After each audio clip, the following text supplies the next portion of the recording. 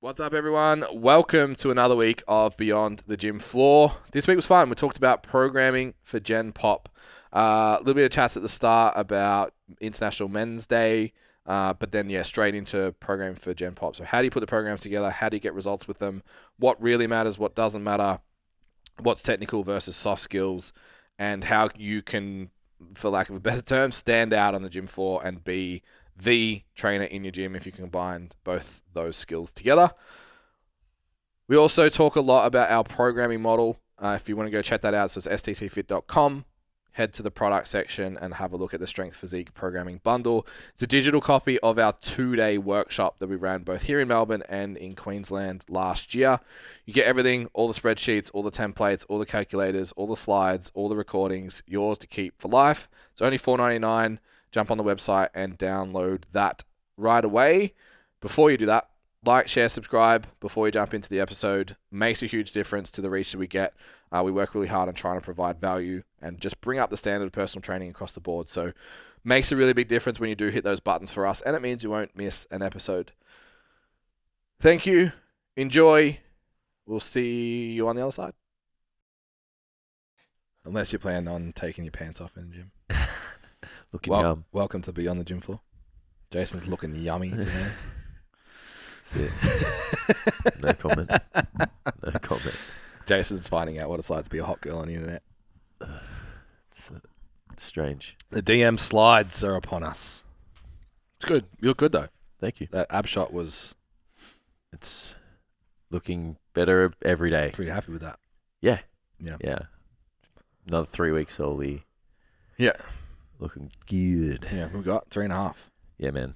Yeah. What are we going to eat? Honestly, I don't give a fuck. Yeah. I know that's really anticlimactic, but I just don't care. Yeah. It's like, I just want more. I don't really know what I miss yet. Yeah, I just want more of what I'm eating. Like, I'd love to eat a bowl of rice with the chicken and the salad I have. Yeah. I'd like to just have rice in that food. I'm really confident about the growth phase, like maintenance and then growth phase off the back of this. Yeah. Just so habitual right now. Yeah. And like you said, just more. Yeah, I can just add carbs to my current meals. Because, in the morning, I have a protein shake for the gym. Yep. I have oats with that. Or cream rice. Yeah. Probably cream rice. And then I have an egg white omelette. Mm-hmm. I can just have 2 pieces of toast. Yeah. And then with my salad and my chicken, bowl of rice. Yeah. And then dinner's the same because it's just a little bit carby already. And then just have my ninja cream and I'm done. Yeah. I clocked it, mate. Yeah. But that's usually how I eat anyway. It's like a foundational... Yeah. I've just never been so regimented on the foundation. Yeah. So and it's so perfect for that swing. So usually what I actually do is I'll have 3 sustainable meals. Yeah. And then I'll add snacks. Yeah. Where this will actually just be make the meals different. Yeah. The only hard thing when I'm building is I'll get palate fatigue crazy.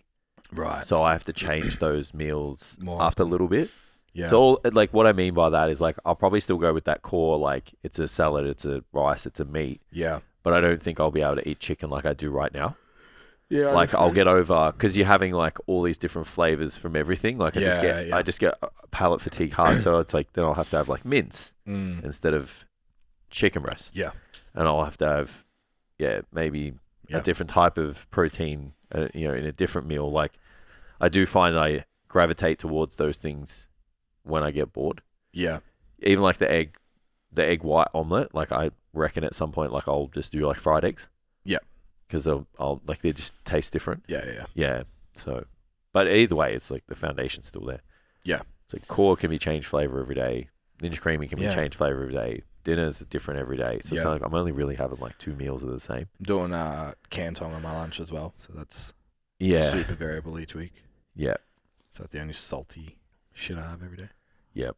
So you know how we're worried about the calories in the Ninja Creamy not being able to go up? Yeah. I've already I've already thought. Yeah. So if you have Ice Magic, that shit is so high in calories because to ice it up, it's got fat in it. Yeah. True. It's what hardens it up once it's cold. Yeah. Yeah. And so I think a serve of it is 130 calories, dude. Fuck. Yeah. Yeah, dope. Yeah. So Amy, if you're watching, can you send in the dessert you made for LJ? This thing's off its head. yeah, right. Yeah, I just don't want to fuck it up. Can't wait. And then peanut butter, biscuits. Yeah. Like you put all that shit in there. Like you get that, but and then if you go skim milk, or full cream milk, like in the mixture. Yeah. Pumps it. There's 650 calories and like 55 grams protein. Fuck yeah. Yeah, so I'm not concerned one bit. Nah, maybe I should buy one. I'll rate him, bro. Powder Pop's not going to be. Yeah. And I don't want to pay $800 a week for fucking Maxi Pops. I know I'm still in that, like, it's been like 2.5 weeks. Yeah. But fuck, man, it's like saving my life, like in this phase. And I've worked out.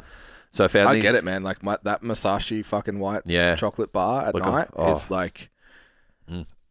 I can't tell you how slowly I eat that thing. I eat that thing so slow that the chocolate on the bottom is melted because I've been holding it for so long. Yeah.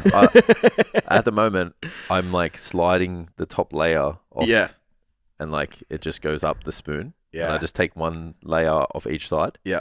Like I literally just shave it. Yeah. And I found so I found this light pudding mix by Aeroplane Jelly. Yep. So they make like chocolate and vanilla pudding. Yep. So even on its own, like you could just, you know, you don't have a creamy, like you could just do this. It's like so low in calories. I was like, it's fucking good. Like mix some protein in it and you got this pudding, right? So I put that in the mixture. Yep. So when it's frozen, it's this frozen mousse pudding ice cream thing, right? Delightful. So salivating. Yeah, and it like the texture is incredible, dude. Yeah. So yeah, and it's only 17 calories for a serve. Like, because you're supposed to mix it with milk, but it says just with the powder, like it's 17 calories. So yeah, man, it's like just fucking saving my life. Like, honest to God. Like, it is a legitimately good tasting dessert. Yeah. That I can make in the macro composition that I love. Like, so do you make it every night, eat last night's one? Yeah. So I've got 3 tubs. Yeah. So I'll make 3. Yeah. And then, I made 3. And then when I eat one, I'll replace it. Yeah. Yeah. So you've got to, so there's always like 2 in the freezer. Yeah. And you eat one. Yeah. Every now and then I'll like let it run to 2 or 3. Yeah. But then you're just sitting there like I've got all my flavor combos. Yeah. And I'm just mixing like, okay, vanilla, vanilla maple, spiced caramel biscuit with vanilla, and then it's like chocolate. Yeah. And then you just make some, put them in there, make them freeze. You just need 6 hours for it to freeze, and then you're good anyway. Yeah, okay. So if I made one in the morning... You make it in the morning for that night. Correct. Yeah. It's not hard. Yeah. You could literally... I do my kind of prep. Like I'll do my yogurt and core first thing. Yeah, it's literally, you just make a protein shake. Yeah. And you've just put extra ingredients in it, pour it into a container and put it in the freezer. And then you can just eat it later that day. It's pretty handy. Salami. Yeah, I'm not against it. Day after payday, your salami. Yeah. It was Black Friday too. I was wondering if maybe you might be able to pick something up. With a bit of a discount. But I went to JB, they price matched and shit online. Yeah, cool. Yeah, I just like, do you price match? They said only Amazon online, and I said, here you go. Yeah. So yeah. Got caught with Black Friday sales for the gym. It did get you. Gymshark though. It did get you. Yeah, bro. You know why? I was sitting on the couch and I said, I'm like, oh fuck, Gymshark got 70% off. She's like, Steph's like, fuck babe, you should get some shit. I'm like, done. Okay. Yeah. So got 2 singlets and a pair of shorts. Nice. Yeah, so I think I'm done with the gym. You got enough outfits. Gym gear. Yeah. I'm like the Hormozy of the dark side. Like I literally have like 7 of these. Yeah. So I can wear just a black wife beater every day if I wanted to. Yeah, I like it. It's a vibe. Yeah. Did you watch the fight? Yeah, I did. It was disgraceful. Terrible, hey. And like I was angry that people thought it was going to be any different. Like, and even I stand by what I said last week. Yeah. As a fighting purist, like you would just know it was going to be pathetic. Yeah. 58, he couldn't even walk. So so my question is, there's one clip of him going around where it looks like he pulls the right hand. Do you think it was scripted? Because I don't. I have my own theory. But do you think it was organized and scripted? Well, Jake was taking it easy on him. Like the guy, they would have had a gentleman's agreement of like not knocking each other out. Yeah. Okay. Yeah. He made 20 mil. Jake made 40. Yeah. I don't think they really cared like what the performance was like. Yeah. So I felt like late in the first, early in the second, there was, I don't know if, like, you've seen enough clips of Tyson to see him in the corner before a fight when he's on. And I was like, this dude looks fucking terrified. Like, he's shitting himself about to walk out, and not like the old fear that he used to have. Like, I want to eat his children. Yeah. Like, he just looked, I'm going to get hurt. And they kind of like pushed each other around a bit and stuff. And then Jake landed a jab, and Mike just went flat-footed, squared up. And I was like, holy shit. Like, he's in trouble. And Jake's whole demeanor changed. He was just like, okay, I've got this guy. I'm safe. Because you could tell that he was still just like, I don't know. I know he's old, but it's still fucking Mike Tyson. Yeah. And he can still break my jaw. Yeah. And it's like, he did that, and he was like, okay. And then he was like, now we just need to put... I felt like Jake was like, we need to put on a show. Yeah. And in promoter, Jake was like, if you kill this guy... Yeah, it's not good. It's not going to be good for me. Yeah. So I'm just going to pepper him and move around. And it was the 2 minute rounds, man. I was like, nothing fucking happens in a 2 minute round. Did you watch the girls though? In the 2 minutes? Yeah, but like they were dragging the rounds out, and then it was like only 30 seconds. Oh, the boys, yeah. Yeah, I was like, you can't do anything in a 2 minute round when you don't have urgency. Agreed. Yeah. And like Mark was just like bobbing. Yeah. I'm like, fuck it, what are we doing here? Yeah. Yeah, it was just trash, man. I watched too much fighting. I just watched too much combat sport to like give that respect. I'm like, fuck. I just want to watch John Jones knock the fuck out Stipe, and that's exactly what he did. Yeah. We didn't knock him out, kicked him in the fucking in the gut and fucking sent him to the floor. Yeah. But I'm very interested in the Logan brothers. Yeah. In the game that they play. I think they are not Kardashian level, but they're thereabouts. Yeah. In terms of just how they play whatever that influencer game is. Yeah. It's insane how good they are at it. Logan's obviously better at it, but fuck, man. Yeah, I don't even know what they How do you make $50 million not being a good fighter? Yeah, I know. You know what I mean? Like, yeah. Isn't Logan in like the WWE now? Yeah, because he did boxing and arguably was better than Jake. Yeah, okay. But he's like, I need my brain too much. Yeah. Yeah. So now we do pretend fighting. Yeah. Where I'm less likely to get concussion. Yeah. Yeah. I like him. And I make more money. I don't really like him, but I know I get. Well, I think the thing is, they don't want you to. I'm not angry at the fact that they make money and shit. I just don't. I just would never. Yeah, I watch anything that's I watch absorb anything that's the same way I watch James Smith's YouTube. I watch it to be like, what are you doing? What are you doing? Yeah, because they're doing good shit from a. Yeah, so I'm like, how do you have $1 billion fucking sports drink? How? Yeah, how are you doing they're that? In Prime, yeah. Yeah, Logan does. Him and KSI. Yeah. It's like, how, bro? How do you do that from Vines? Yeah, and they sponsor some pretty big teams and shit. Mm-hmm. Yeah, it's crazy. Yeah, plus everything else that they make squillions on. Just like Jake's obviously a deliberate heel. Logan kind of does both. So it's just, I like watching the internet get really upset and like that they're doing that to you on purpose. Yeah. Like, this is exactly what, the amount of posts that I saw, stop giving them attention, stop watching the fight, stop talking about them. I'm like, you're talking about them, dickhead. Yeah, so then if someone doesn't know about it, they're going to go, oh, why? Yeah. Yeah. So I'm fascinated by that shit. Yeah. Because at that level, it's fascinating to me. How you can... Do you need to be a sociopath to be... successful? For them to sit down and go, we're going to trick... the world. Everyone under 35... into thinking globally... into thinking a 58-year-old man can beat... into thinking whatever we want you to think. That I really believe I'm the best boxer in the world. Or that I... am really this or that, or whatever I'm saying's true. Like, I watched Logan on Flagrant, and you can see the gears in his head going before he speaks, and it's incredible to watch. Yeah. He has an angle at all times. The only other person I've seen do it is the Kardashians. to the level that he does. Yeah. So I just find that shit interesting. I'm a nerd. You want to talk about programming? Very different nerds. Oh no, we have to talk about. We're nerds on very different levels. Yeah. We have to talk about it because no one else did. What is it? Happy International Men's Day. Thank you, Ben. Cheers. Cheers, mate. When was it? Wednesday? Tuesday, I think. Or, maybe something like that. Thanks, bud. Oh, I should drink on that too. Yeah. That, Mike. Weird. Yeah. Didn't even know it was a thing. Weird. Yeah. It was, such a throwaway, And then even like I said to Steph, I'm like, it was International Men's Day on Tuesday. Yeah. She was like, nah. Yeah. So did you? Out of school. I said, did you hear about it? I said, do you do anything do you know when International Women's Day is? Mm.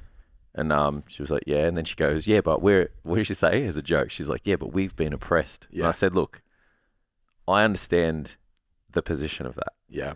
But I said, as a modern-aged man, yeah. I said, I shouldn't be punished for what's happened in the past. Like, I actually agree with the movements that, and the positions that, you're in. Like, you shouldn't be. Yeah. Isn't it our generation of men that helped the removal of that oppression?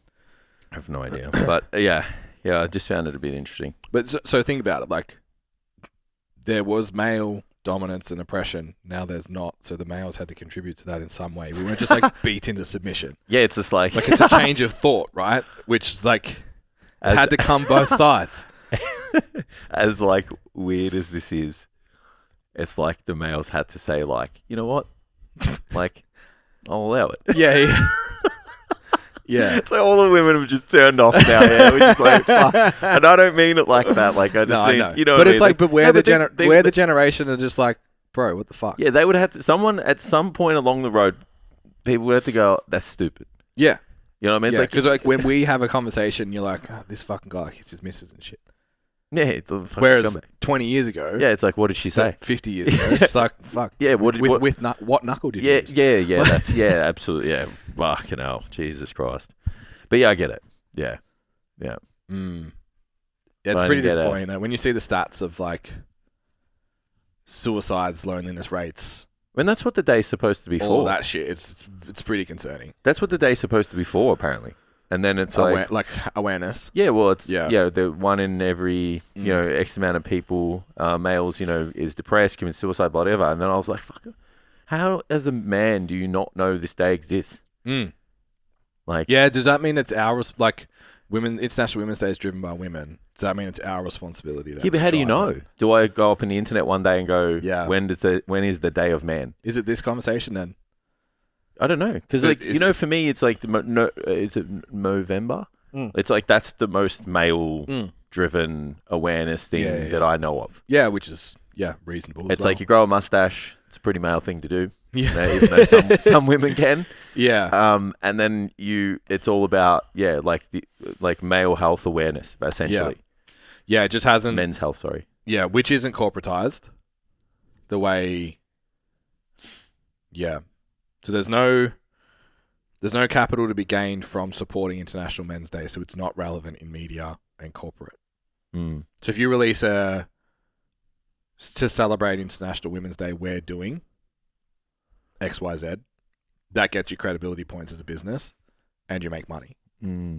So a lot of the businesses that like pose as positive influences on culture and all that, like it still has to tick the bottom line thing. It's like the PR. Yeah, so it's like this doesn't give you enough social credit. Yeah. And it doesn't give you bank account credit. Yeah. So it's not worth it. So then I actually like that idea that potentially that's on us. Yeah. Like if you say as a male, like, all right, well, next year we want to pay attention. I'm absolutely going to pay attention. Yeah. And then like we talk about it on the podcast and whatever. Don't shy away from it. You have to do. I absolutely agree. You have to do both. Agree. Yeah. So it's not like we're sitting here like on International Women's Day, like, oh, what day is it? Fucking Tuesday. Like, you got to go both ways. I agree. I just found it baffling that no one knew, and I didn't see a single thing. And it's like it has to be driven by us, but you got to know. I think to because drive it. I think because the fear of... So everything on social media, everything in corporate, is like everything at the moment is ran on, they call it a thought economy. So it's not, you're not judged on your actions, you're judged on what you say. Yeah. Or what you perceive, what the perception is that you think. So all the people that like put the flag over their picture or share the yellow square or whatever, like they aren't involved with any of those causes any other time of year. And it's like, my biggest social contribution this year is sharing this. That has a value currently in society. Yeah. To share that, you get social credit points. Yep. There's probably a fear based on a very noisy minority of people that if I share a pro-men Absolutely International Men's Day, not only is it not going to score me social credibility points, it's actually going to take them away. It's like the Australia Day conversation all over again. Yeah. We don't get to have an opportunity to celebrate our country, which I am very, very fortunate and grateful that I live here, because if you do, you're racist. Yeah. It's the same. So it's a tough... No, it's not the same, but it's a similar concept. You don't get to like kind of celebrate something because there's a minority of people that the voices are way louder. Yeah. So people just don't. You know, it's like you can't even... If you value things like masculinity as a person and like you want to be this like modern age masculine man, you can't even celebrate. That's a negative in it. Well, you can't even celebrate it because correct. Yeah, you can't even celebrate it because you're considered like a chauvinistic and whatever else comes with it. It's like there's some people where like that's how they get out of bed every day. Yeah. Is that bad? Are they hurting anyone? Yeah, and arguably, and if you're not putting down other people who value something different. And because that's where it is. There's obviously the clear argument that like weak men do the bad shit, not strong masculine men. But but either way, that's where the negativity should be. It's like if you have a belief and then you're putting other people down because of whatever they believe in, and then that you're either being violent or personal or whatever, then that's where the problem is. I can sit here and like value what I value. Yeah. And believe what I want to believe. Yeah. And just get on with my fucking day without hurting anyone.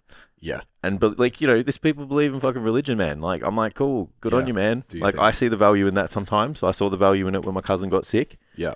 And there's probably, who knows, there might be a time when maybe I do lean on it. But it's like for me, I'm like, it's just not really like in my priorities. And I'm like, but if you were, sitting there like, and thanked Christ today for the day and for my family and all that, I'm going to be like, well, fuck, good on you, man. Yeah. Yeah. Until it sit here and be like, you're a pussy. Until it turns into you're a piece of shit because you don't, then I hate you. Yeah. I'm not going to sit here and be like, well, you're fucking weak because you lean on thoughts to get you through the day. Yeah. Like, and if you different thoughts to mine. If you actually just like stood up like a man and took care of your problems, you wouldn't have to speak to someone fake in the sky. Like that's when there's a problem. Yeah, it's the same shit like all over. It's like there's just a group of people who go, everyone who thinks this way is a piece of shit. Yeah. So you can't say that being masculine is a positive thing. Yeah. And then all of a sudden we don't get to say or portray or believe in things publicly because we're like, oh, I don't want people to think I'm a shit person. Correct. Yeah, which is that social credit score. Absolutely. Wild. So the solution is these conversations. More people have them. More people put it out there. Yeah, and there just needs to be people with a bit of courage, I guess. Just to sit there and be like, it's okay. Like it's like this is what I feel and this is what I believe in, and I don't really care for what you think. I think the behavior of the people will control the behavior of corporates. So corporate's going to put heaps of money behind where the movement is. Correct. Yeah. Wherever they can earn that social credit. Yeah. And also make sales. Of course. So until they can see enough of a movement in a positive direction, or in a direction that's like that, this is gaining momentum, let's get behind it. And then all of a sudden Gillette goes from anti-masculinity to back to some jack dude shaving his face. Yeah, back some rugged beard and shit. Yeah. Like, here's our new fucking extendable back shaver. Yeah. Like the pendulum's going to swing again. I was watching, I can't remember who it was, on Joe Rogan, and he was just like trying to explain life. Yeah. And he's like, all life is in like civilization is this is how we live, and these people are upset with how we live. Yeah. So then we gravitate to this is how we live, and those people get upset with how they're living, and then we gravitate back, and he's like, and the fucking cycle just repeats itself. Yeah. And he's like, and that's just literally, and he's like, so you'll spend 50% of your life upset, or just like not essentially living in alignment, but getting by because you're looking at the other group saying this is not really where how we're supposed to go. We're supposed to be, but then you'll spend a period of your life going like, why do I feel like everything is in alignment? Yeah. And he's like, and that's literally just what happens. I feel like though the argument would be that social media has made that pendulum swing greater. So way extremes quicker. are higher. Yeah, and way faster too now. True. Yeah. Yeah, and we're also, I feel like, there's because and because there's more noise, we tune into the things that have the most impact to sway things quicker. And things like changes in government and stuff do swing like how we live and how we think and act real quick now. Yeah. Like, look at how quick it was, like things swung, just from one person being in power, even in one country, man. Yeah. It's crazy. I just had a thought while you're saying that. Like, imagine, like, we were alive when you watched the news that agreed with your bias.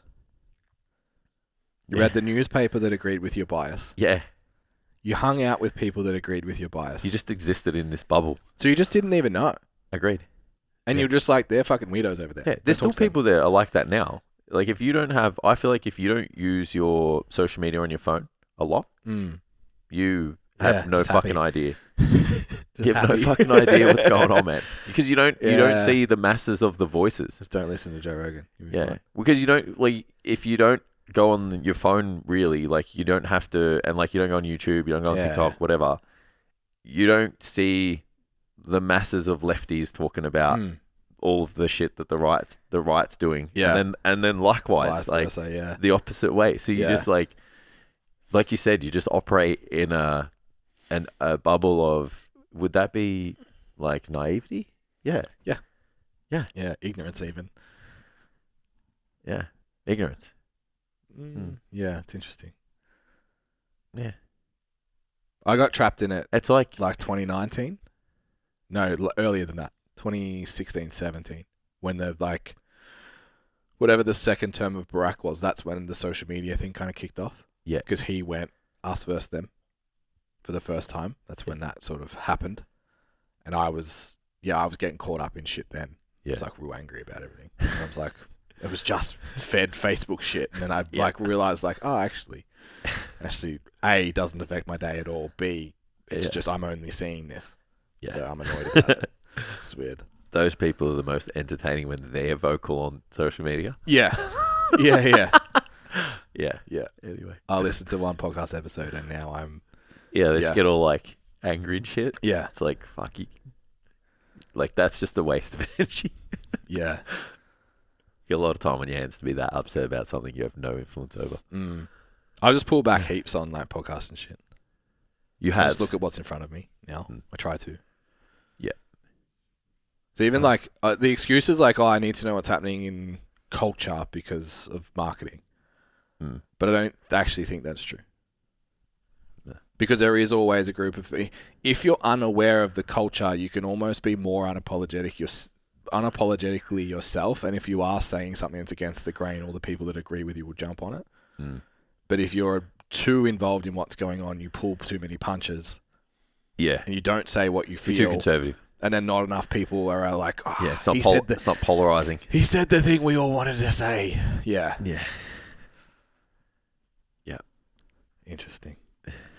So, how do you program for Gen Pop lines? Smooth segue. 3 sets of 10 to 12. Yeah. Four exercises, 3 sets, 10 to 12. Push, pull, leg, abs. So, we've talked about, obviously, a lot of our success was being able to start at optimal I know his name, and he's optimal. Yeah. Start at what would be the perfect program for someone who wanted to change their body composition or get stronger, and then step down to the point that you meet the client where they're at. Yeah. And not go the other way. Obviously, it's probably client dependent most of the time. But thinking back to like the coaching Gen Pop clients on the gym floor, what was the most common things that you would need to pull out? Probably just the overall work. Yeah. Like the amount of just volume. Yeah. Because it's like I never really shied away from any exercise. Like if I wanted to give someone an exercise, like I wasn't like, oh, this isn't for someone who's new to the gym. Yep. You know, like I didn't have a strict like beginners only do these movements. You know. Yeah, outside the barbell movements, I would agree. Like even then, it was like... Yeah, but we were progressing them up, so it's not like... We had a chain of progression for a squat, for example. Yeah, but I wasn't taking things out because it's just like, for beginners, typically they're not going to go to the gym as often. Mm-hmm. So then you got less days to make, to fit things in. So then you've got to prioritize the bang for buck movements, like what is going to give that person the best progress for their goal. Yep. And that list of priorities is going to be a little bit different from person to person. Yep. And then you just got to make sure that they get the work, like enough effective work in, within the time frame. So how much did you consider secondary benefits? So when you were saying that, I was like, the old adage was like you used compound movements, not too complex that they don't have the skill. Yeah. But as complex as possible to use as much muscle as possible. Absolutely. As much load as possible. That was a big consideration. But then like the chat we just had in Fit was like, is it better to put the Gen Pop client on the seated cable row or on the bent over barbell row? But we were talking in terms of fatigue, so it's like, well, the fatigue's not really going to be a problem because they're going to train hard enough or enough. Yeah, but they're not in a position where that's a factor yet. Yeah. So they're not in a position where that is an influencing factor, where like if you're an advanced trainee, like those things that we were talking about in the other podcasts are actually influencing factors on your progress. Tune in Wednesday morning, STC. That's it. We're not going to talk about it here. Barbells are better. Yeah. Okay, so... But yeah, to answer your question, I absolutely did look at things through the lens of like, if more joints are moving in the exercise itself under load, that is going to be the most effective thing for somebody who's frequency limited and time limited. And most beginners have both of those things. Why? Because the more involvement of the more joints that move in the session, the more muscle engagement over the session. Like and it's more, like basically bang for buck. We'll just use that as the theory. Yep. So yeah, like that's... And you're not in a position where you're going to be fatigue compromised because they're A, not strong enough, B, not trained enough. And to be real, like at that time, like I wasn't aware of that shit. Yeah. You know what I mean? So even then it was just like, I had no idea that those things that existed and they were affecting performance. So I was just like, if I can get more movement done in the session or more engagement in the session, that's going to be more effective for that person in the long run. Yeah. And then there'll be, as the session goes on, obviously they're going to get tired. So then we're going to move to just like single muscle group, single jointed exercises because they're easier to perform. Yeah. I feel like there's also a consideration for a lot of Gen Pop coaching is feeling based. So slightly more complexity in the movement, more joints, more coordination, demand, more movement, demand, arguably joint range of motion potentially. Challenging all of those things is going to make the person a better functioning human outside the gym as well. So if you feel better. Yeah, absolutely. And then like their buy-in is going to be a lot greater when they feel like they're working harder. Your perception of effort's another one, right? Yeah, but it almost works the other way though. When you're a beginner, because better. They're gonna go. Yeah, because like let's say like you put them on a leg press and a leg extension, right? And it's like they feel themselves working, but like they're gonna think the barbell squat's better. Yeah, because it's harder. Agreed. Would they get? I'm not trying to burrow people into like making people barbell squat who shouldn't. Because we did the leg press and leg extension thing until they could, we used obviously goblet squat and all that kind of shit beforehand. But, those complicated exercises, those multi-jointed movements where it takes a motor learning demand and a like coordination demand to complete the task. Like the person's going to go, well, if I do these things and I get better at them, I'm going to get better results. Yeah. And then I think if you're in there to lose weight, which is what most people go into the gym for, we think body composition. They're there to lose weight. Losing weight in their head means a thing. Yeah. Yes, it's look better. Yes, its scales go down, but it's also a feeling. So if you do a reverse lunge and then in 6 weeks' time they get down on the ground with their kid or their do whatever, like that step, they're like, fuck, the gym's really paying off. Yeah. Not that they went in there for that, but it's like veggies, pasta sauce stuff. Of course. It's like, we could do a single leg press. Yep. But if I can teach you to get up and down off the floor without you knowing, and then you feel it, you're like, oh, it's amazing. Yeah. I remember it was an elderly client. They both came in like so over the top excited. Now, like, Howard put his shoes on unassisted today, and he put his seatbelt on unassisted, and he head checked unassisted. Yeah. And it was like, we lost 100 centimeters off this guy. Yeah, yeah. And that was the one that he came in and was just like, mate, this is fucking unreal. Yeah. So it's changed his day-to-day. Yeah. Yeah, like granted, he was 70, but like same application to the 35-year-old that hasn't done any exercise since they were 13. Like being able to do that, those little things, carry the shopping and hip and shoulder the fridge. Yeah, the secondary benefits of the primary pursuit are still worth it. Because I was even thinking like, I'm actually physically feeling okay at the moment in the cut. Until about 5 p.m. And then I'm just a sack of shit. So I'm a sack of shit about 4 hours earlier. I wake up like a sack of shit sometimes. But I just walked into the toilet the other day and I was like, I feel light. I feel bouncy. Yeah, okay. Like I just feel... Yeah, nice. When I'm well stimmed. Maybe you get that at 83 kilos because you don't get that at 87 right now. I didn't have it at 87. Maybe it was the fucking 6 minutes of running I did last week. I've got 4 kilos to go. Yeah. And then I feel bouncy. But it's just like I haven't had a pop in my step like that for a long time. Yeah. And it's from steps, from cardio, from being lighter, moving more and shit. Healthy, yeah. All of that. Eating really well. Even just like micronutrient wise, because I'm like so fucked. I'm like, I need everything. There's no real shit food going in. I'm really prioritizing sleep. Like all of those boxes are being ticked. And I'm just like, when I've had 2 coffees in the morning, am I hungry yet? I'm like, oh, feel good. Yeah. Just what it's like for a Gen Pop client to feel that. Yeah. Yeah. I wonder if they have that much awareness at the start. Probably not this. It would they'd just be like, I feel better. Yeah, there would be that, but like you said before, there would be that moment where I don't think they would have enough awareness to feel, but there would be a moment when they do something where they notice that they couldn't do it. Yeah. Walked up the stairs without holding the rail or, walked up the incline of Spring Street in the city, in the morning for work and they're just like, oh, I did that without stopping today. Yeah. There would just be those little day-to-day things that, they see differences in. They're like, this is working. Yeah. Yeah. How do we get there? I don't know. Yeah. How do you program? How do you program? Yeah. So then with that in mind then, how important is cardiovascular training for the Gen Pop client?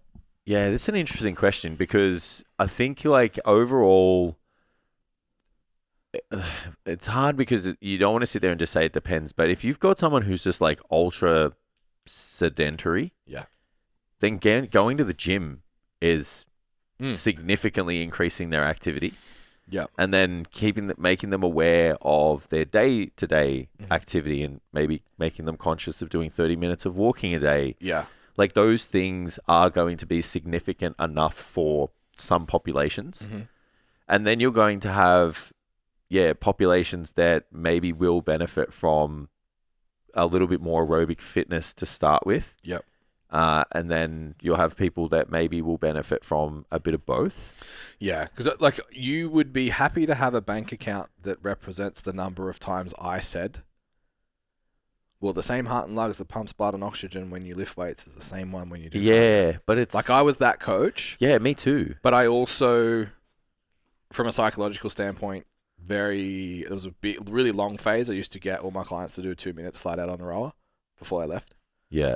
Just so, because they were all like, I know it needs to be half hard. A puff. Yeah, half a puff, leave the gym. Yeah. Go home sweaty. Go home with some endorphins pumping through your veins. Yeah, and then we used to do like 20 minutes, pick a cardio of choice, keep over 110 beats per minute.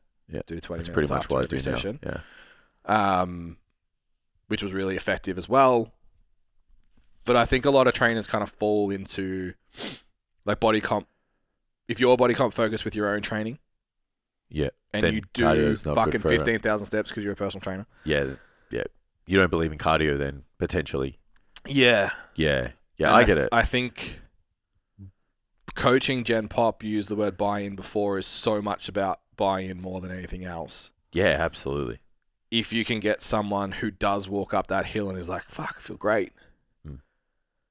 This gym thing's really working. Yeah. I can see where that $120 a week's going. Yeah. I feel like there's major benefits for an overweight Gen Pop lifestyle client to come in and do a ratio of aerobic training to resistance training. But if you're a coach who only does resistance training at a personal level, you have to have the awareness to check yourself and be like, what's best for that person? Yeah. And that's really tough to do. Because if your identity is like, I'm a bodybuilder, but you don't train just bodybuilders, and even then I would argue that you should be doing fucking cardio anyway, because you're in a minority of populations where your body weight is actually influencing your health. Obese. Influencing your health in a negative fashion if you're not looking at those things, and you should be doing cardio to manage your cardiovascular system. But trying not to push your like kind of views and positions and that onto other people is really tough to do. Yeah. But do take your feelings and your thoughts out of it. And if you had someone who was a little bit overweight and a little bit weak and wanted some muscle definition, you would give them some cardio and some resistance training. That would be the best fit for them. And a high-protein diet. Yeah, that would be the best fit for them. Yeah. How do you feel? Because it's hard because the circle that brought me into like doing the photo shoot thing was obviously being with your group and just the group in general of like getting to bodybuilding lean. Yeah. So everyone I keep, and it's maybe to a detriment to myself. It's like I'm doing a photo shoot and I have to keep reminding myself that I'm doing a photo shoot. I shouldn't be dying. But I kind of almost like I'm not dead. Why am I not dead? Like, am I trying hard enough? You know what I mean? The results are good. Yeah, I only have one gear, and that's death. Yeah. I get it. So I'm like, so where I'm going with this is I'm finding activity now infinitely easier than it was at 90 kilos. Yeah, makes sense. And that may be like if there's a bodybuilder that's listening, that's like, oh, you're not fucking pushing it hard enough. Pussy. Eat less, you pussy. Yeah. But even if I'm hungry, even if my brain function's not there, getting out and doing the movement is still easier now than it was at 90 kilos. And compared to when I was 102 kilos. Yeah. I wouldn't go for a walk because putting my shoes on was too fucking hard. Yeah. Back pumps and shit. So like take like 8 steps and then you like start extending through the thoracic. Yeah. Through your lumbar. Because you actually waddle, a back pump. Walk. Yeah. Well, apparently I have a fucking very distinct walk. Fuck. That fucking got me. It's like, okay. Yeah, I was like, you upset him then. She's like, what do you mean? Like, yeah, I'm like, do I look like a fucking penguin? Is that like... Yeah, it was just like, there's Jason. The orange singlet helped. Yeah.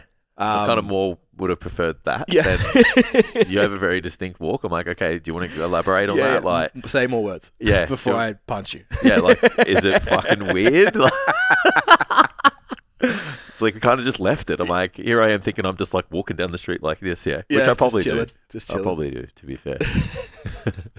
There's just some mass in it. That's all. Yeah. But remember after the F1 when I was just like, your lower body and upper body is not connected. It's like they are not moving in unison, bro. That was such a noticeable thing for me. Yeah. And I couldn't control it. It's just like, Yeah.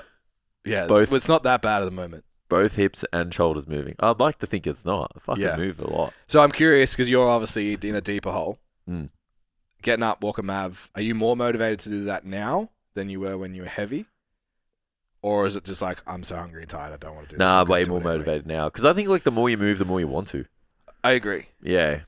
And being lighter and a little bit more, because like, I feel like once you've been heavy and sluggish, like, you're just like, this is way easier. It's amazing. Yeah. Yeah. Because, and I kind of disassociate the hunger and stuff to the activity.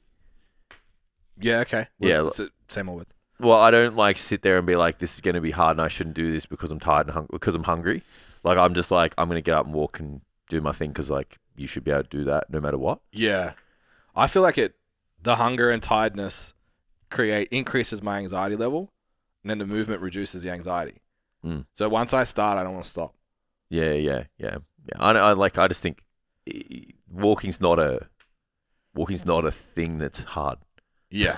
Yeah. Like, I'm like, if you can't fucking walk, like, what are you? Yeah. You know what I mean? Yeah. It's like, you're not fucking 800 kilos stuck in a bed. Yeah. Like, you need someone to feed you and shit. Like, yeah. But in saying that, we've both been in positions where it was. Yeah. Yeah. So where I'm going with this is like that Gen Pop client, like building a base of cardio with them, creating that buy-in, creating that enjoyment of movement. Does that mean you can get them to grab a coffee and go for a walk instead of sit at the cafe on Saturday morning? Yeah. Does that mean like you're always like park further away? And like I did a story on this the other day. Like I've never said that stuff to my clients because it just feels dicky. Just be like, park further away and take the stairs. I think that's the worst advice ever. That particular one. Keep going. I'm like, bro, there's no, like, you have a trolley full of groceries. Yeah. And you've got to push it to the fucking arse end. And there's no trolley bays. There's fucking, you've got to go through the car park. There's fucking people everywhere. It's the dumbest fucking thing to do. It's like, you literally could just say, like, go for a 10-minute walk a day. Yeah. Yeah. Like, you don't have to, like, I just, it's like, let's make a fucking task that's already shit. Worse. Even fucking worse. Yeah. I get it. Sorry, I'm getting fired up. I understand. But I think the concept is like, how do you introduce incidental, non-purposeful movement? So like, I have being to conscious of them not sitting on their ass all day. I have to make a decision to do the 10-minute walk. So if I can say, if you get a coffee, you have to walk there and walk the whole time you drink it. Or the park further away. Or when you get on the escalator, walk up them. I understand. Like that kind of stuff. Yeah. So introducing that cardio, getting someone fitter, I find I seek that more. I'm more willing to do more activity. Yeah. Well, I've got some really positive feedback from a few of my clients that were really small, who got really shredded. And I'm talking like as shredded as you can, like sub 8%. And we've kept the cardio in. Yep. And their body weight has gone up, and they are fucking loving training at the moment. Yeah. And you could argue that if you took the cardio out and their body weight went up that quickly, I don't think they would be loving training. Yeah. So that was the thought I was having this morning. It was like, can you then, theoretically, sustain this level of spring in the step? While getting heavier, if you just sustain the movement, I think you'll offset a degree of it, but I reckon there will be an amount that you can't offset. But it's better to offset some than none. Agreed. Yeah. Because then you can stay. We talk about the runway that we have to build muscle. Yeah. Like that runway becomes longer. Yeah. Yeah. You can spend more time there because you feel less shit. Yeah. Yeah, and then I guess from that perspective too, like there's digestion benefits and recovery benefits from being more active. Yeah. So that's going to also contribute to better results, I would say. So I'm already looking at like maintenance into growth phase. I think it was on the other pod, like talking about that hour of structured cardiovascular based, like with the Muay Thai. Yeah. Keeping the steps kind of 12 plus. It's wild, man. I was looking at like the last month, I've pretty much broken my step record every week for a month. Yeah, it's good. I was looking at mid-years, like mid-sixes, low sixes. Yeah. I was on 3,000 a day at one point. Yeah, it's wild, hey. It's fucking so bad. And then you wonder why I feel like shit. Well, yeah, and it's funny, like my hips were the most fucked. Yeah. Then. Of course. Yeah. Like my hips and back was the most fucked and jammed. Yeah. I've even like had to start swapping, because my right shoulder's my bad one. I've had to start swapping my watch. So I push the pram with my left arm. So I get proper movement through my right shoulder. So I'm like, I don't want to miss out on the steps. So I keep this shit shoulder fucking still the whole time. I have to swap over. You need the arms moving. Yeah. That's the only, honestly, one of the only reservations I have of getting another dog is like, if I do that, I won't be able to walk them as much. Yeah. Because walking two large breed dogs is fucking impossible. Yeah. So where I have Mav, like we get up, we just go. Yeah, it's easy. Yeah, so I have that reservation already. I'm like, well, if I get two, like, I'm not going to be able to, like, only be able to go around the block. Yeah. Like, I'll have to be. It's like children. You can't gravitate too far from the house because if they fuck up, you got to take them home. Yeah. But I agree with the cardio base. I think it's a big deal. I got brainwashed when I was younger and it was like, muscle this, muscle. Yeah. I think that, aerobic exercise is just as important as, strength training in the beginning for a beginner Gen Pop client. But then I think you will take a path after that where you get to decide, is the main focus a drastic change in their body composition, turn the cardio dial down and turn the resistance training dial up. Yeah. If that's not the major goal, then you probably could keep them both in because you can feel strong, perform strong and still be, moving very well. Yeah. Interesting. So goal is probably 3 times a week. Yeah. Minimum. That would be like the standard you're setting for a new person coming in is going to be like, I need you to come 3 times a week. Yeah. I think every other day is a good kind of, it's like, because you're like, what are you doing the rest of the week?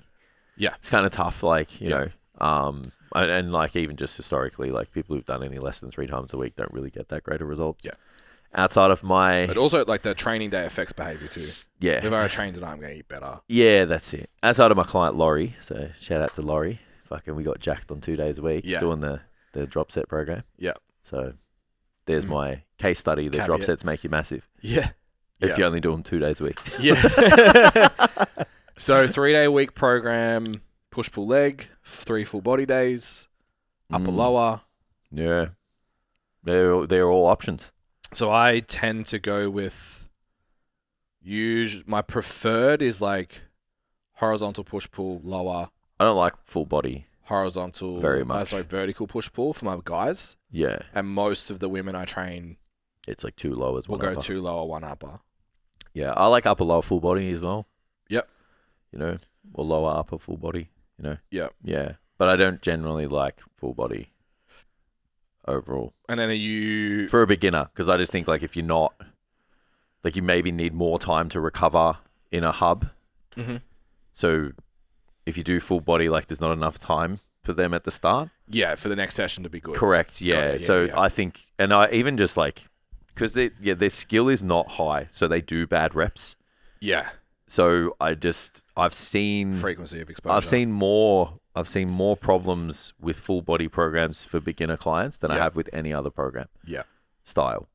Yeah, whether that's my problem, like, instructing it or whatnot, but... Yeah, it's interesting though. I've seen much better progress with everything else. Yep. Just less soft tissue problems, better progress, better desire to train. Yeah. As well. Yep. I partly think that it's because preparing yourself for an upper body session is way more vigorous than preparing yourself for like a full body upper lower. Yeah. In what way? Sorry. Preparing yourself for a full body session is harder than preparing yourself for like a split session. Yeah, of course. Because it's like you got to warm up your ankles, your knees, your hips, your lower back, your shoulders, your thoracic, your neck, your elbows. Especially like if you don't have it. Yeah. Yeah, where like if you're new to the gym and you're like, it's upper body day. Yeah. It's like, warm your hips up. Like you kind of blend the veggies with the pasta sauce for the first one. And then you're like, all right, make sure you warm up like your thoracic, your shoulders, your elbows kind of get it already. They get a bit of warmth and stuff. And you obviously increase their circulation. Like I think that they just put a little bit more time and effort into those, things. You're kind of just limiting inputs almost. Yeah. And the warm up, if the warm up's long and boring, then do it.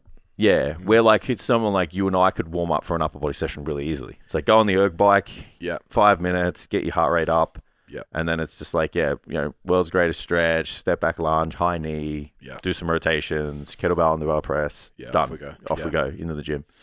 And we could do that in a circuit. Yeah, and do it with good technique. Yeah.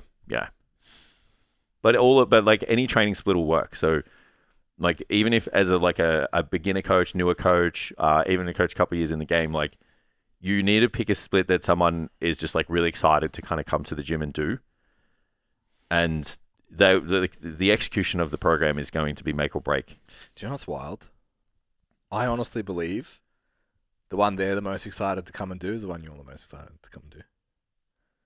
The one that you believe in the most. So if we came on here and we're like, push-pull leg is the ultimate Gen Pop 3-day split, and you hear that, you're like, right, all my clients are doing that. And then they go in and they're like, right, so we're going to do push-pull leg because fucking growth hormone, fucking enzyme. The client's just like, oh man, Jace was like fucking all about this program. Do you want to, do you know that if you actually explain why your program is the way it is for the client, they are exponentially their compliance to that program is way higher than if you gave them like if they think they're doing a generic program or just like a random program. I think I read something where they looked at the effort and compliance of the program itself and the subject group that had people. It was the same program, exactly the same.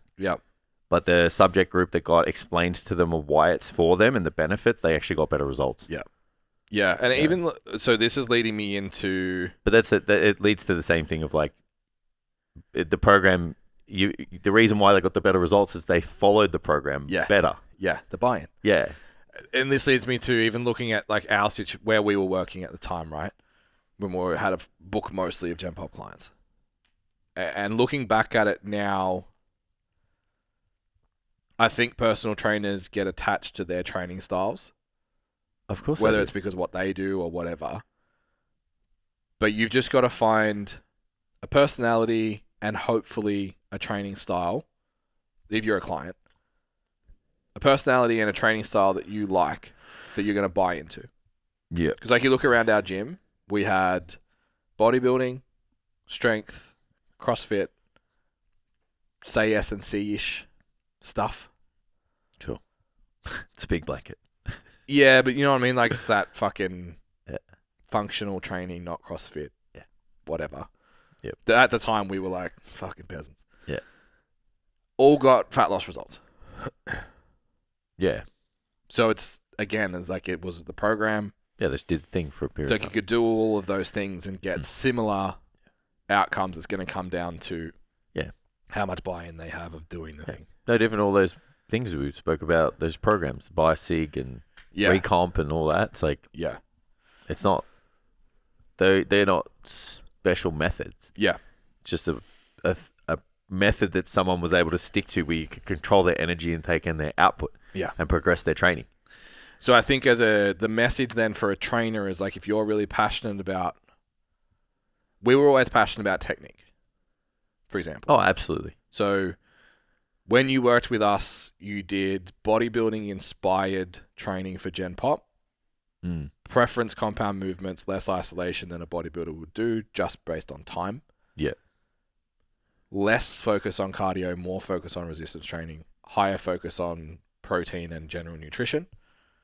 But our technique execution was meticulous. Yeah. So if you came to us and you had any kind of methodical element to your personality and you liked that, you got really good you results. stayed with us for life and you got great results. If you were like, nah, but I just want to be sweaty. Yeah. We had a short window of time to change your mind. Yeah, and if you didn't. And if you were still like, nah, but I want to be sweaty. Yeah. It's like, go see the CrossFit coach. Yeah. Even the ones that were doing like the random field workouts and shit. It's like, you're not going to track your program and shit. Like, this ain't going to work for you. Yeah.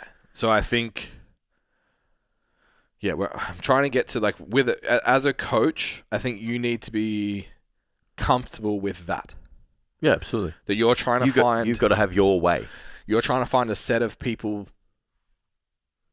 Because I know for myself, I was looking at it as like, what's the best? And when I would explain it to a client, I'd be like, this is the best way. Because muscle burns more calories than fat, and we need to preserve every fucking gram of muscle. Yeah, but I wonder if you say that again. It creates buy-in, right? Yeah, but ultimately, now you're like, oh, but that's wrong. But it's like, it's kind of like a white lie, almost. Like, would you change it now though? I don't know if I would. Agreed. Like, I don't know if I would say things that maybe are factually incorrect, but I would word it in a way where I'm like, if we do this, you'll get the best results. Agreed. So you're still taking the same strategy. Yeah. But we obviously know a lot more now, so we're not gonna, say that you should split your carbs and your fats and. Yeah. Shit like that. But I literally said to a client the other day, I got some feedback from a check-in that she was like really favorable of. And I was like, this is what coaching is for me. It's like, you did a thing that you were unhappy with, but you also did a thing that we wanted to. Yeah. So I just want you to focus on the thing that we wanted to do and do that well. And that's a win for you. And then over time, as you get more wins, the gap between a perfect week and a normal week closes. Yeah. And you get closer to that and closer to that and closer to that. And we have interrupted weeks and you fall back and all. But every time you win, every time you feel like you've won in a session, with a meal selection, with a weekend choice, with a whatever, you will get closer to perfection because you'll believe that you can. And she was just like, fuck. Like, no wonder you get results. Yeah. So taking that approach to how we used to coach, it's like, if you can make that rep a little bit more perfect, and at the end of the set, I'm like, great job. That was fucking awesome. Yeah. And they're like, oh man, I got better at the technique. That's the win. Yeah. But at the time, I was just like, no, it's because you did the exercise perfectly and totally lengthened and shortened the quads and the available range of motion of this exercise. Yeah. That's what got you the results. Now, looking back at it as a mature coach, it's like, no, you just felt like you did the thing. So next time you did the thing better and better and better and moved closer to what looks like perfection. Yeah. There's a lot of good coaching things in there too, though, because it's like you did the thing, but this is how to do it even more better. Yeah. Which I don't know about you. I do that all the time, even now. I'm always like, you guys are always really close. Yep. And I'm like, this week's focus is. Yeah, I'm like, your techniques never really off overall, but it's like, this elbow needs to be this closer to the bench and this needs to move to here. Yeah. And I'm like, to the untrained eye, they'll just say that this is great, which it is. Yeah. But to be even better. Yeah. So then they go in and go, cool, make this adjustment. Yeah. There's attention to detail with that. Yeah. And then just that, how that compounds over time. Yeah.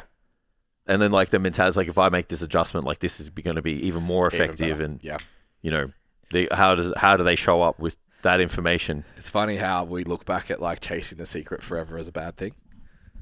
Yeah. But chasing the secret forever means your application's so high, man. Yeah. Because you're like, if I don't turn my thumb down exactly 20 degrees of my lateral raise, my delt's not going to grow. Yeah. That's it. Yeah. It's like chasing the secret made us so attentive. Yeah. So attentive to the details now of the simplest shit. Yeah. Because it's like really like it's to get results, like you need to work hard, but you need to work hard and effectively. Yeah. And it's those two things that we're coaching. Effective is like, are you doing the movement properly?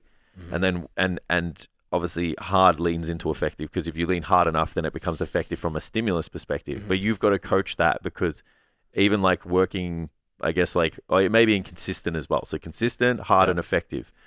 we're facilitating that, giving people self-belief, giving people like action points to focus on to take into their week for them to be even better. Yep. Affirming the things that they're already doing, which is a huge thing that coaches miss. Yep. Sometimes like your clients need to be told they're doing good. Yep. You know, and they're fucking killing it because Yep. it G's them up to just want more. Mm-hmm. You know, it's not just like this is all the shit you're doing wrong. And then if you can get those things, three things right as a coach, like honestly, like I know we do programming units and I know I go balls deep on like we're about to sell the programming bundle. I know I go balls deep, but, like, stcv.com. but it's like if you can lean into those things, yeah, you could give someone a suboptimal program and they still get results. Yeah. They may not get the results that they want physically. Yeah. Like, you know, like I'm just saying, like, let's say we give some, like, a person who didn't want lower body development, a lower body dominant program. Yeah. If you still leaned into those three things, their legs would get bigger. Yeah. But it's and like, if you're programming shit, you can hurt people. And that. Absolutely. Yeah, that's right. Yeah. But it's like you're still going to get the results no matter what anybody does. Yeah.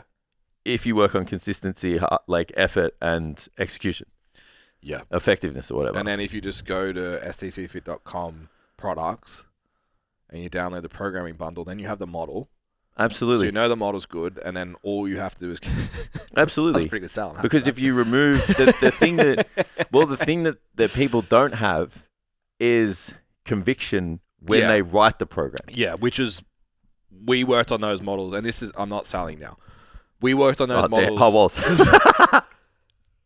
We're still at. But we worked on those models for so long because, at least for me, I hated that feeling. Yeah. I hated, like, I think this is going to work. Yeah. Even just coming up with, like, random shit. Yeah. Just like, why are you doing 5 sets of this and then 2 sets of that? Like, why? Yeah, how come? Why are the rep ranges this way?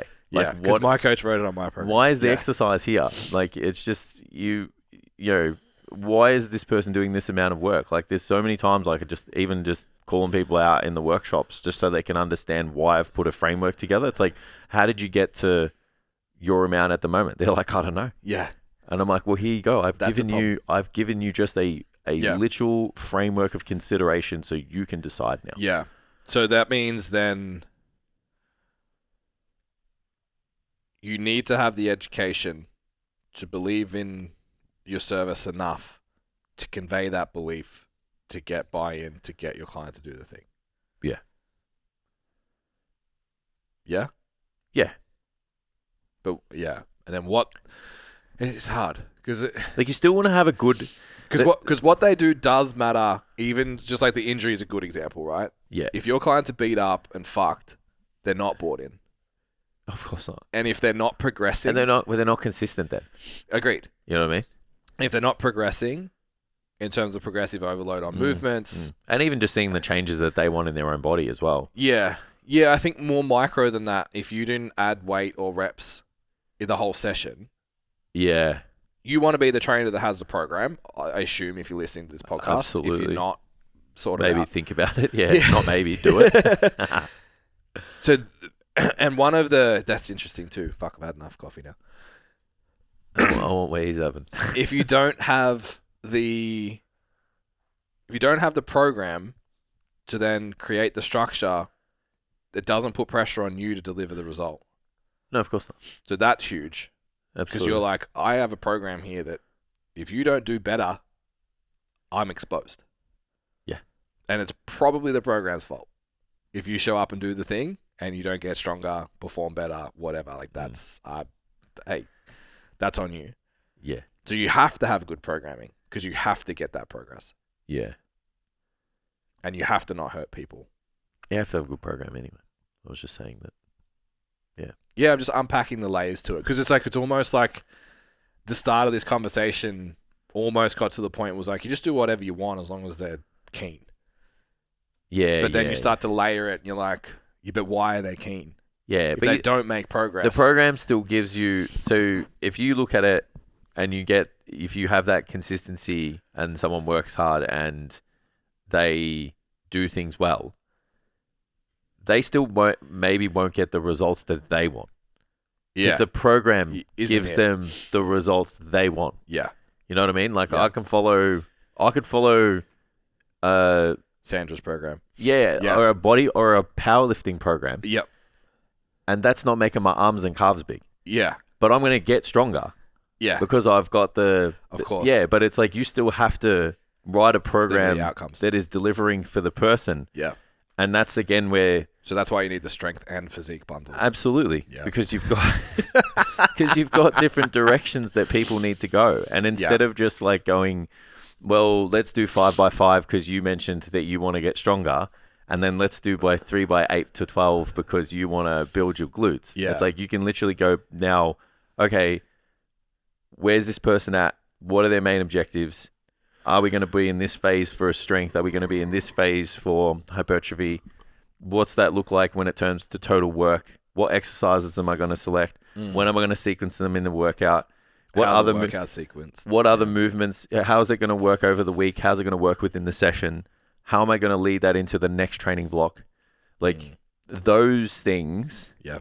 When you are, because they're the technical hard skills. Yeah. And then the soft skills are the coaching to get someone consistent to show up, to work hard in the gym, and obviously like, take the feedback on to execute things properly.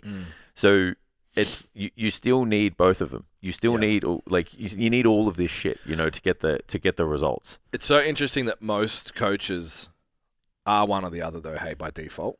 Yeah, like they lean one way. Yeah, you're like great at programming and you're not necessarily like that much of a people person. Yeah. And then you'll have people who are like amazing people person and do white workouts. Soft on the hard skills. I don't even reckon they just like don't know how to write a program. I would just say it's like almost borderline lazy. Yeah, because how hard is it to write a fucking program? Yeah, but I guess that's what you learn the most though in the course. Yeah, but no one pays attention to the course. Yeah, let's be honest. Yeah, how many people go through that course and then just write programs, give programs that their coach gave them? Or that they do themselves. True. Yeah. Everyone. I keep forgetting there's, people not like me. Most of them. That's the part I enjoyed the most, but maybe that's just because I like numbers and spreadsheets. And yeah, you like figuring shit out. Yeah. And I like to be prepared. If you are a people person and like the neurospicy level in personal training doesn't lend itself also to sitting down and studying a hard skill for an extended period of time. So if you are that, like, people flat out doing 100 things at once. Yeah. Sitting down and doing that is hard. There would just be no worse feeling than being unprepared for someone who's paying for your time and your reputation. Yeah. I just don't get it. And that's a huge value for you. And I think a lot of other people are just like, I just want to help. And if I can be here, I'm helping. And if they're huffing and puffing, they're doing the thing, right? Yeah. So what happens when you put them both together is how you become the busiest trainer in your gym. Yeah. And how you can go online. Yeah, and how you create the clients that you want multiples of and all of that stuff that we always talk about, Yeah. You have to have the ability to get the most out of someone mentally. Yeah. And then you have to have the hard skills of being able to write a really good program that is very specific for that person, know how to assess it, maybe make changes based on feedback, and then you will turn those people into the clients that you want 30 of. Who do you think gets more frustrated with their client base? The people that are just happy to be friends or the good programmers? I'd say the good programmers, hey. So like people don't do the thing. When you say people, what do you mean? Who? Trainers. The trainers? So the trainers that are good at the technical side, but shit at the coaching side, get frustrated that their clients don't do the thing right. And then the people don't care because they're not invested in it. Yeah. I would say the ones that get frustrated the most are maybe the ones that are trying to dip their toes into the technical side, but are too friendly with their clients. Yeah, so not getting there. Yeah. Or the other way. Well, it depends on who you hang out with too. Because if you're like one of those like friend coaches, but all your group is like real technical, and they get results, you would be like, fuck, I don't do any of that shit. Yeah. And if you're a really technical coach and you don't coach, you'd be like, oh fuck, I don't do any of that. Yeah, even like someone I've been doing some biz coaching with, I've like tried to push. Like, we just changed the way we do the service a little bit. Yeah. So I'm like, you're doing too much work outside of the gym. Yep. And you see these people face to face, and like they're paying you for that. Like you need to bring the focus back on the service to that. Yep. And I'm like, she was like, I don't know if I can like, get it all in the session. And I was like, if you just spend less time being their friend. Yeah. Yeah. And more time being a professional, I said, you'll have all the time you need. That at all, yeah. Yeah. And then the feedback's been super positive. And she was like, I feel like even the people that maybe were here to be more of my friend than get results are still now like getting into that frame of mind of like, oh, I'm actually here. Yeah. And even just like the behaviors in the session, less time on their phone, the check-ins are being like the data management's been better. Yeah. Because you literally you just got to turn that. Yeah. Yeah, because of just like going back to being results orientated. So even for these people who maybe feel like they're too far away from like going back to that like regimented, let's think about the results, let's do a program, and they've just gone too far of like just being their friends and just like it just being like this great exercise party. You get to decide in one conversation how that changes. Agreed. You're just like, hey guys, we're gonna move to this now. Like I'm still invested in like having a bit of chats and some bants and whatever. But we're here to get results, and I want to make sure that we have the ability to document those things so I can make the best decision for you. Yeah. Last question. How many of those I'm your friend coaches that maybe don't write programs, that maybe don't take responsibility for check-ins? So say like, if you're a coach in Gen Pop, I think you should be doing their measurements and stuff for them, more than likely. Yeah, that's it. Just like that monthly review type deal. Yeah. So how many coaches, because we stood out for that more than above anything. Yeah. We were doing that in 2012. Yeah. So if you're not doing that, you're not putting your head on the chopping block each month, each week, each session, is this client progressing? Are they moving towards their goals? Are they performing better in the gym? Is the program working? Is the nutrition approach working? Is your coaching working to get behavior change? How many do you think of those I'm your friend coaches, consciously or unconsciously, are actually just afraid that their skill set's not good enough? Or insecure about their skill set, so they don't want to put those frameworks in place in case they're exposed? Oh, absolutely. I want to have that awkward conversation. Yeah. Yeah. Even like, again, a conversation, a mentoring chat about moving to that monthly review. I'm like, can the check-in, bro? Yeah. I'm like, if you want to distinguish your face-to-face and your online service and create a gap between them, I'm like, you've just got to go back to more stuff being done inside the session. Go to a monthly review. I said, we ran it. I said, the dinosaurs we ran it really effectively. And I'm like, you work with clientele that's going to take more than a week to implement something and see an outcome. So I said, if we look at the person that we're working with face-to-face, very different to your online. So I'm like, let's create a service that's going to help them. And then they were like, oh, I said something like, oh, and you do the monthly review and then their measurements don't change and you have to have a really awkward conversation with them. And they're like, oh, yeah, like I'm so scared about that. And I said, Bill, how often do you think that would happen? Yeah. And I said, and would you have the ability to tackle that the way that you need to? And they were like, yeah, absolutely. And I'm like, well, if you're having conversations with them every week, because I was like, all you need to do is just go in and be like, what's going great? What happened over the last 7 days that really stood out to you in a positive way? And then they'll probably tell you the things that are going wrong already. And then you go, okay, any challenges or things that we have highlighted that we need to work on? Yeah. And then you're just like working on the subjective more than the objective. And guess what? The reason how someone behaves is the reason the numbers are the numbers. Yeah. So it doesn't matter if you don't look at the numbers. You can already tell, and I can already tell, based on the feedback that our clients give, whether they've had a good week or not. Yeah. So I don't need to look at their body weight and their macros. If they tell me this is what I struggle with, you're going to go, cool. Yeah. And then, but you still, how you fix it has nothing to do with the numbers. Yeah. It has to do with the person, right? And for a Gen Pop client, that is literally what you're doing. So we're just creating a model that works best inside the session. And I would be really, really, really surprised that if you still showed up in your session and had the right conversations and then you did that monthly review, that a lot of those monthly reviews wouldn't be good. Yeah. The results wouldn't be there. It's just not possible. Yeah. I think I went at 96% for like 5 years. Yeah, and it's like, it's not a hard conversation when you show up for them. Because it's not about the program and it's not about the diet. It's about them. They're not doing shit that they need help with. Yeah. Where if you said nothing for a month, and just talked about the weekend and how that's on you now. Sharon at work is a bitch, and you know you have to go here for work or whatever, and you just do a workout and send them on their way. Yeah, it's your fault, man. In a month. Yeah. Like 100% on the coach. Yeah. Yeah. All right, we're over time. That was fire. It was fun. Boys were on.